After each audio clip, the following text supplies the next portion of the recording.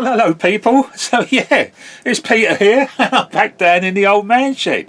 And just as quick. Oh, that's me saying, oh, I won't be here for a while. I'll leave it. But no, here I am again. And the reason is, and I'm not going to go on too much, guys, because the reason for being down here is just to showcase the new loco that's arrived at Torridon Road. All right, blimey. It was on pre-order. Oh god. So yeah, it's an Acura Scale Class 37, and it's what is it? It's 37116 in Colas livery. Okay. So yeah, so you got a film showcasing this because it's superb. And then second, maybe this film's like in two parts. First part is the Colas 37. The second part is looking at double heading. What I do when I double head some of my locos that work very well. So there's a running clips of that. Okay, so that's it, guys. I mean, I think this video will be long enough, but yeah, she's absolutely superb. Thankfully, the other pre-orders, and I've got more, are coming in next year. So the class 60s and yeah, another 56. Yeah, so oh dear, oh, and the class 66s. Yeah, so yeah, there's a fair, quite a few coming next year, but this is hopefully is the last one this year. Oh, blimey, give me time to build up the old finances again, won't it? But yeah, well worth it. And yeah, it's great. It's running well. Sounds fantastic. Interestingly, this one different again from the other 37s I got Acura Scales. All the other ones, despite what model they are, they're fitted with snow ploughs. This one is not fitted with a snow plough. When you look at the pictures of her in real life, she didn't have a snow plough fitted, but that could change because they can put it on.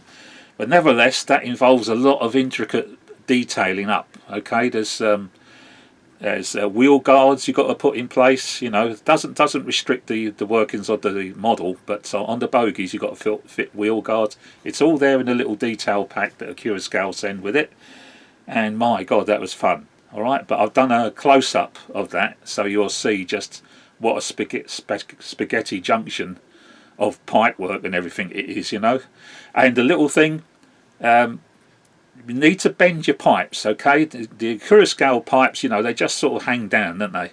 If you do that and just fit them like that, you will keep snagging the rails, because there's two in particular that are hanging down lower than any other 37 model, and so therefore when it goes across your points, it might be alright if you're on the track, but when it definitely goes across points, it will snag the blades of the points and things like that. And yes, they're bendy and all the rest of it, so probably get away with it. It certainly won't derail the model, but in the end it might sort of break them off because they might get fed up and keep on getting knocked. So if you want to do what I've done, I'll put the pipes in boiling hot water first to try, make them a bit pliable. Try to give a bend on them so that when it's attached, and then even then when I put it on the loco, I had to have a go at try and bend them up a little bit more. So mine now are clear of the track. They're not high up, they're just clear of the track.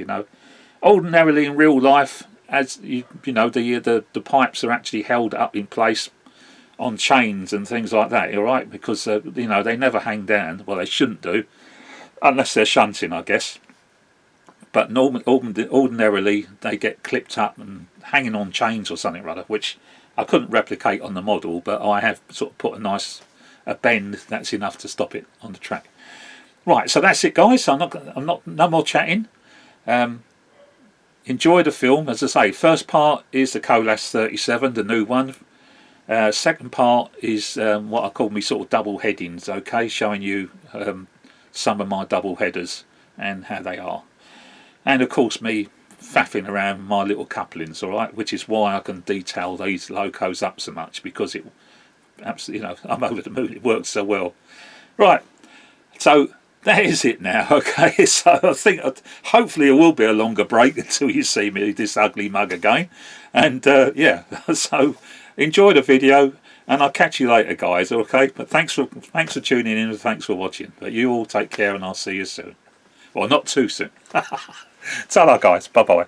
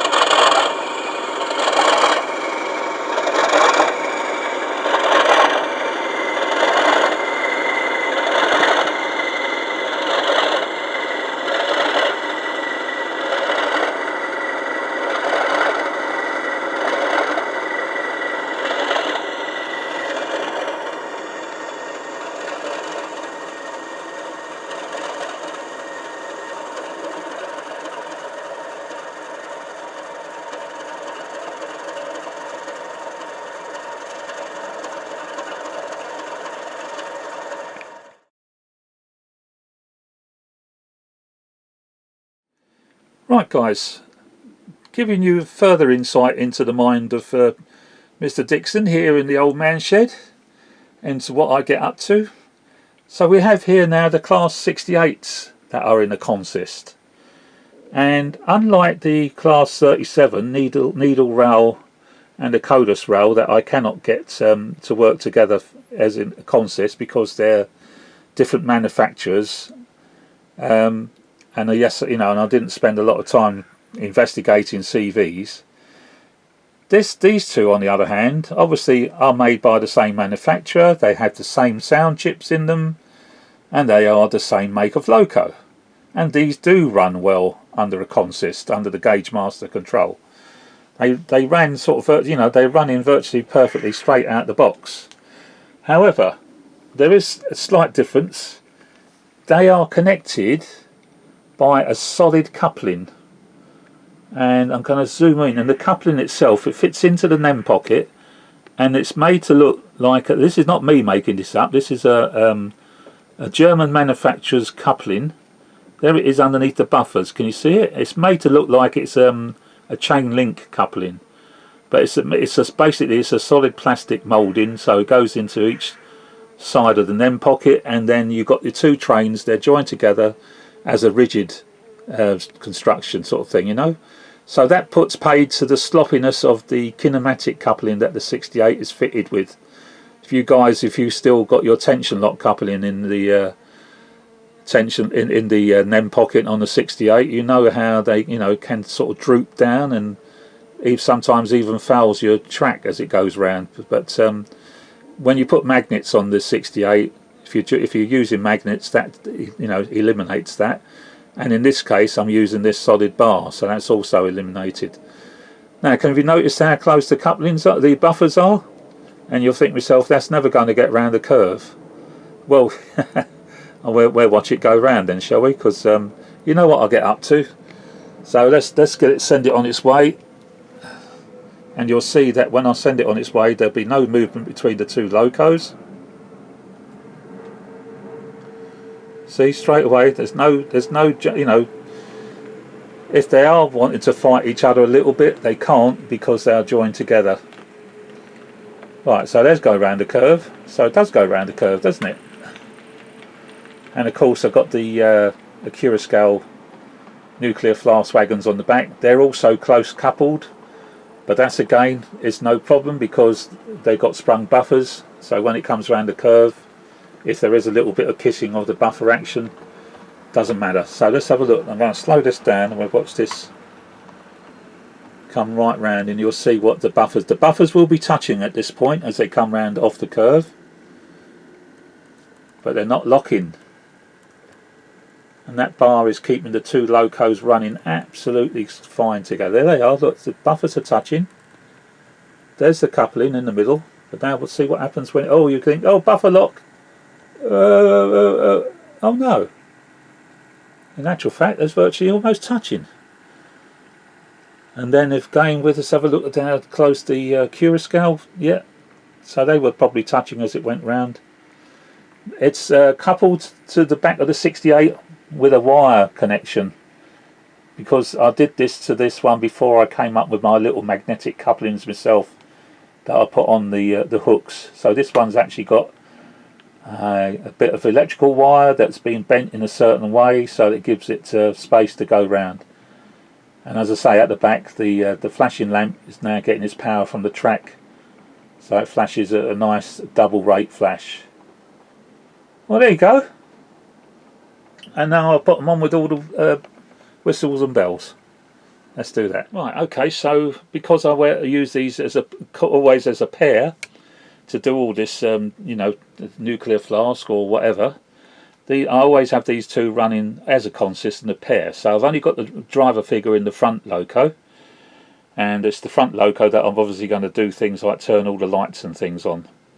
But so we've got the lights, and then because you don't want the rear tail lights on the leading loco, shift 11 turns that off, and then shift 10 puts the extra running lights on. I've forgotten what they call now.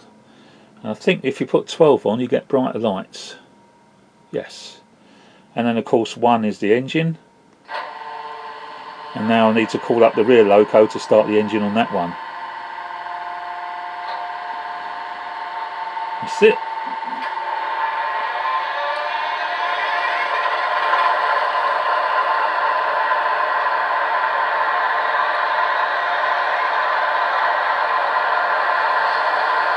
That's it, right, so they're both running now, so I should be able to pull it away now. So they've got all the lights are on. The second loco, as I say, just the engine, no lights, because it's, you know, and this loco has had the red lights turned off at the back, so halo lights, yeah, that's it. Right, which one's got the horn?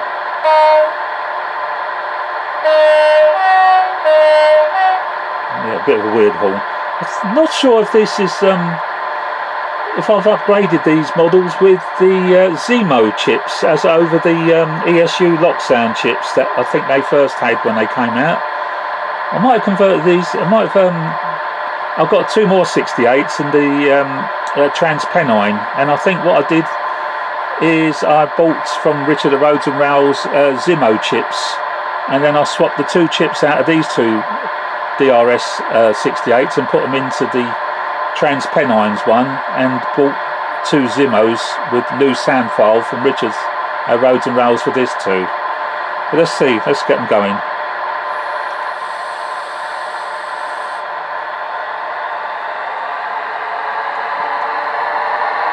But that join is absolutely superb. So if there would be a little bit of fighting, the fact it's got a solid bar between them, it tames the loco, stops them from fighting.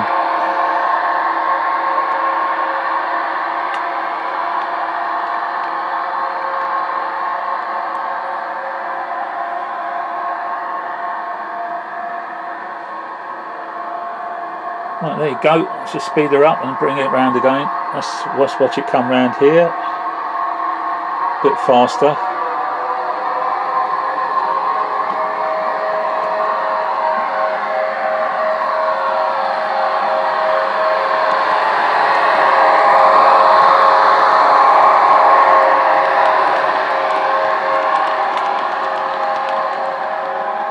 Well, there you go. That's all right, isn't it? Nothing wrong with that. So these are all set up as a consist in the Gauge Master controller, and because they are the same make and model and same chips and everything, they work together.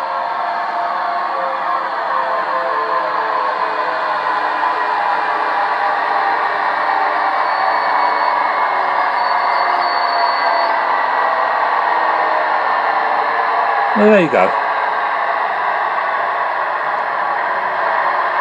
I might get the class 20s down now, which do exactly the same. Right, so same thing again, but this time with the class 20s. So again, same manufacturer, same loco, same sound chips. Okay, Zimos I think in this case. Now there is the solid bar, because I do, once again, I think I modified it. Look, you see I've put a metal bar in to give it a little bit more space between the buffers.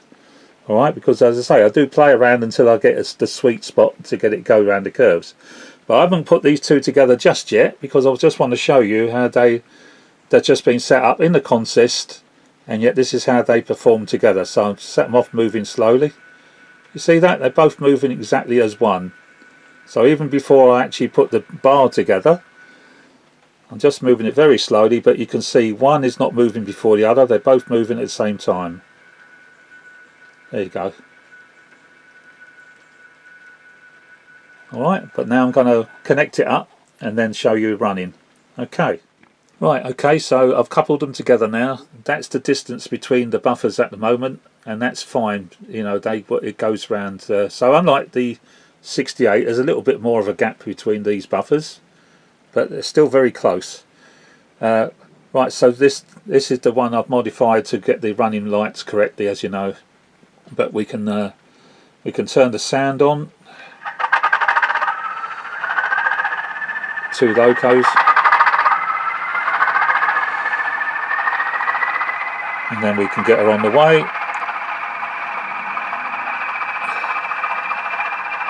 And there shouldn't be any movement between the two locos. There's not.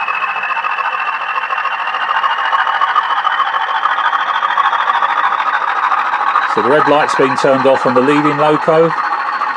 Red lights are on the back of the following loco. So it's exactly as it should be.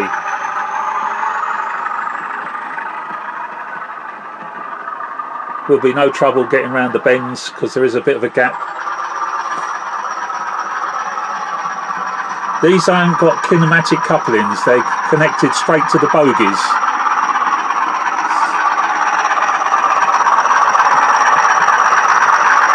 There they are.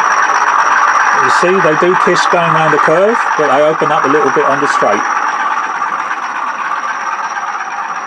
But because this is a Bachmann product, as I said, the coupling is, you know, the NEM pocket comes directly off the bogie.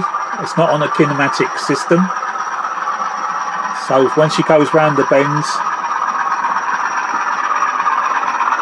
you've got to allow that little bit of space. So look, the buffer is touching, and now the buffer's not touching, but they're running perfectly together. So there we are, that's the class 20, runs perfectly. And again, even more so because of that solid bar, even though they are working together anyway, that really does control it.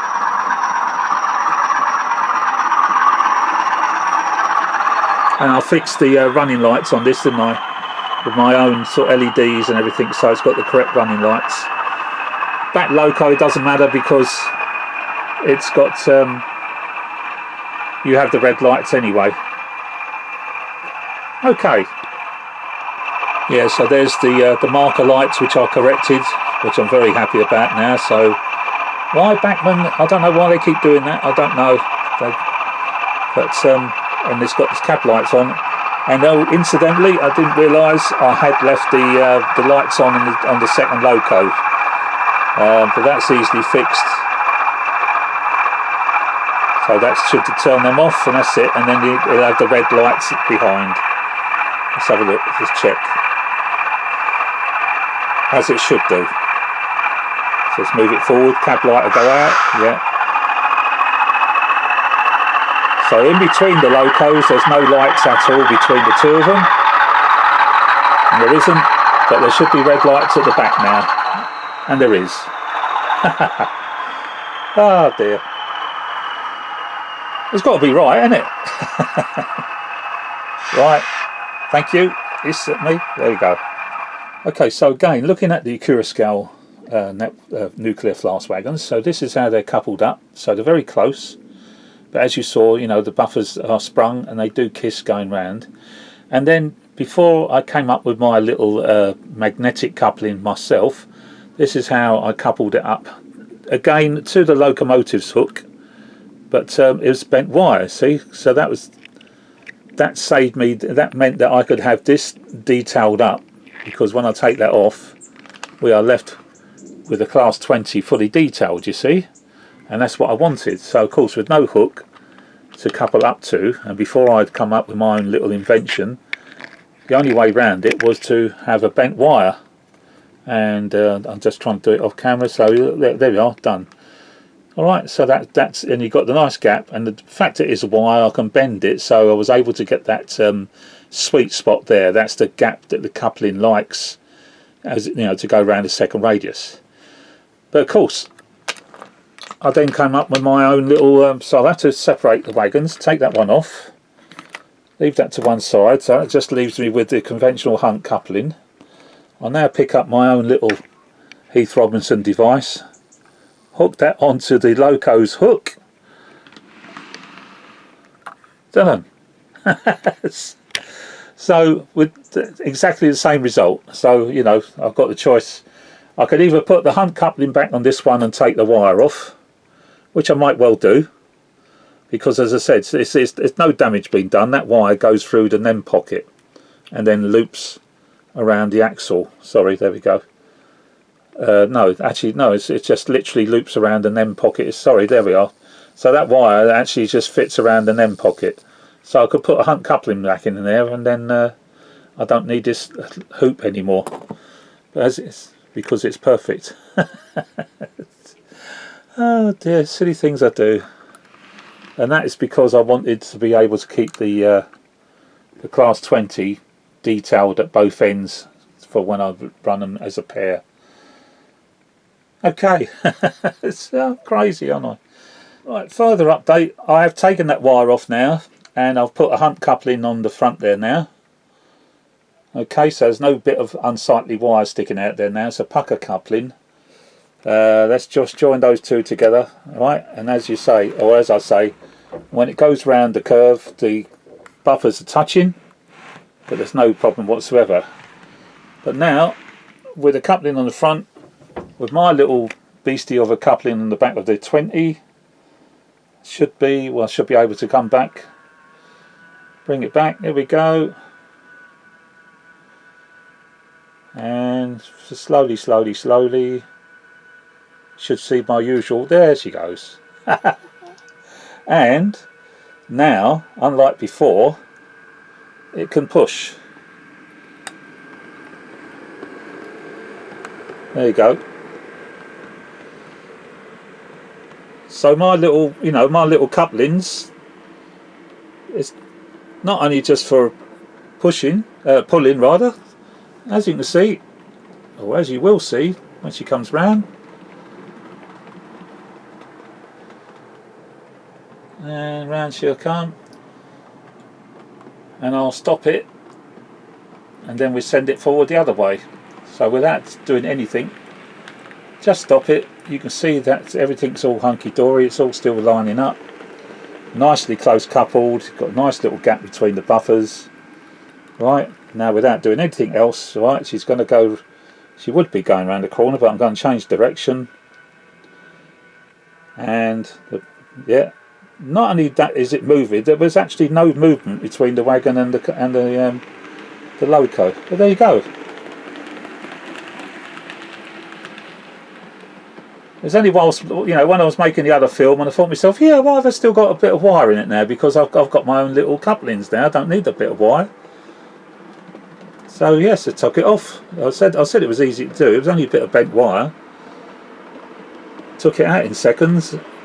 Found the right size magnetic coupling to put into the NEM pocket, which I had found. Nice and close fitting. And there you go. With the beauty of just being able to go, yeah, take it off, done. Love it. There you go, coupled again. Right, yes, I mean, makes no difference, it's there. Okay.